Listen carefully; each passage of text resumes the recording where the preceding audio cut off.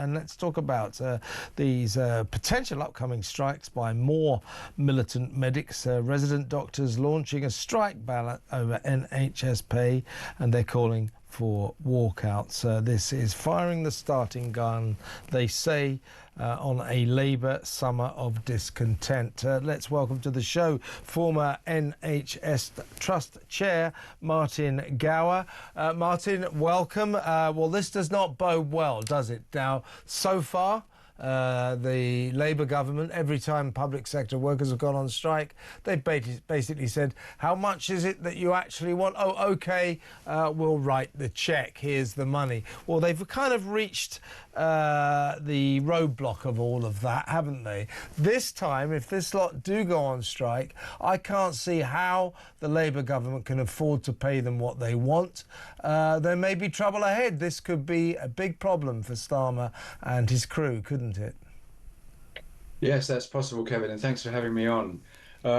It's obviously very disappointing when doctors, people of professional standards and supposed integrity decide to go on strike.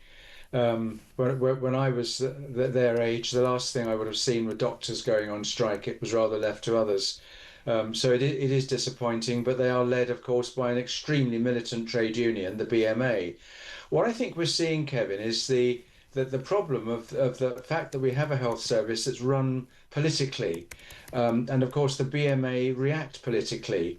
The previous strikes were to help in the demise of the Conservative government, obviously, in their latter days. It was to support that move away and to turn people off the awful Tories. And now, of course, they've got a soft touch government who give public sector workers, or tend to, whatever they want. And I think we're going to see that work. I suspect that they may not go on strike. I think they will be given the vast majority of what they want. They won't be quite satisfied enough to say, well, we won't go on strike next year. But I think they will be given most of what they want, because that is the way this government works. They ain't good negotiators, are they? In lots of ways. No. So. I'm not worried about the strikes so much. I actually think they probably won't happen, but I do think that they will get most of what they want, and that comes back to your point. Where's the money coming from? Well, guess what? It's going to come from tax, isn't it? I'm sure. More tax rises. We've got a £30 billion tax hit coming our way by the looks of it, to pay for all sorts of U-turns and to pay for this industrial dispute. The teachers are going on strike as well, or at least they're threatening to.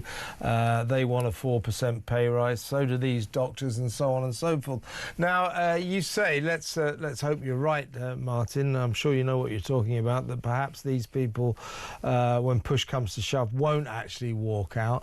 But if these doctors are going to keep threatening strikes, and as we saw last year, quite often actually staging strikes, I don't care what anybody says. I can't believe that in this country, okay, we ban quite rightly coppers from going on strike for obvious reasons. Police can't go on strike.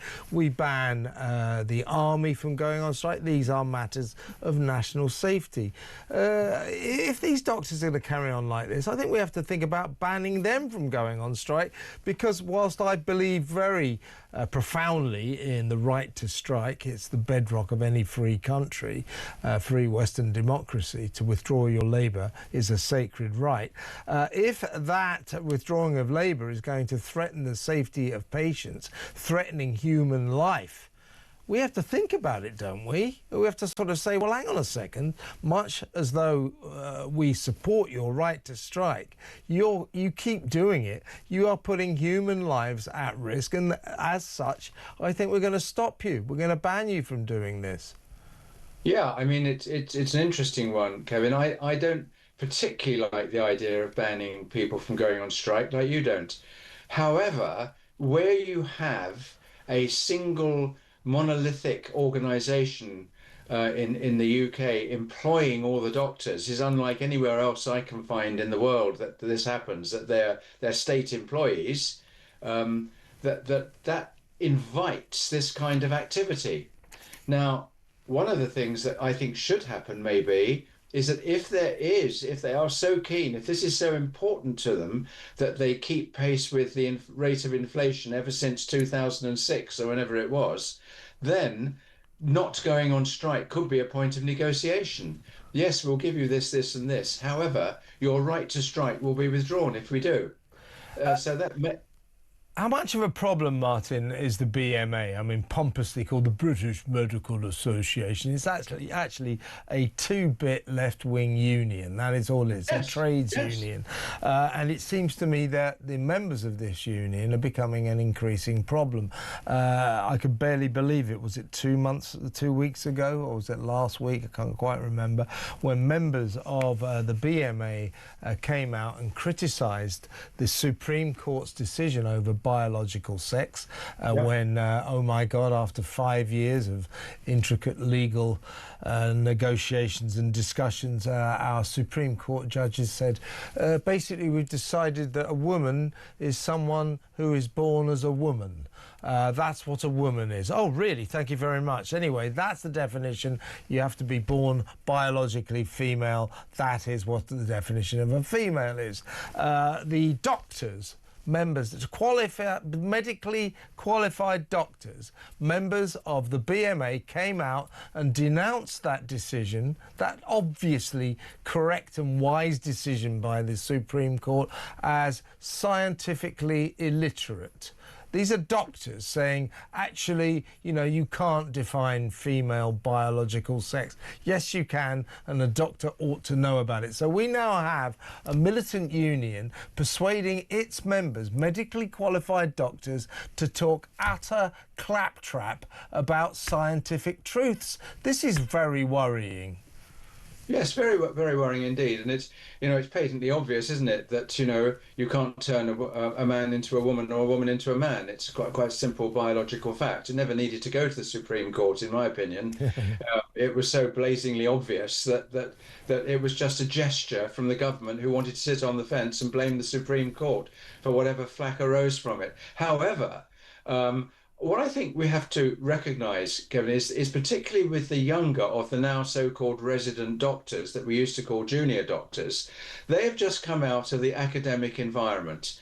And frankly, they're still in the kind of student protest mode, whereby they haven't moved out of the academic student protest environment into the real world. And there is nothing about patient care in any of this. This is all about protests, about getting their way, about we demand to see the Secretary of State. Streeting shouldn't even be involved talking to these people. And the way to deal with it is for this to be subcontracted to NHS employers. They can talk to them. They know what the budgets are, and if they want to do it, then obviously, the one way, of course, you can pay the doctors a lot more if that's what they require, is to cut costs in other areas, which could simply be done. And maybe, Martin, a big story yesterday, the front page of the Daily Mail, that all of these hundreds and hundreds of middle managers who earn £100,000, 200,000, 300, and even more, maybe we could cut their wages, get rid of some of them, and pay for more doctors, more nurses, maybe even this pay rise. Good to talk to you, Martin.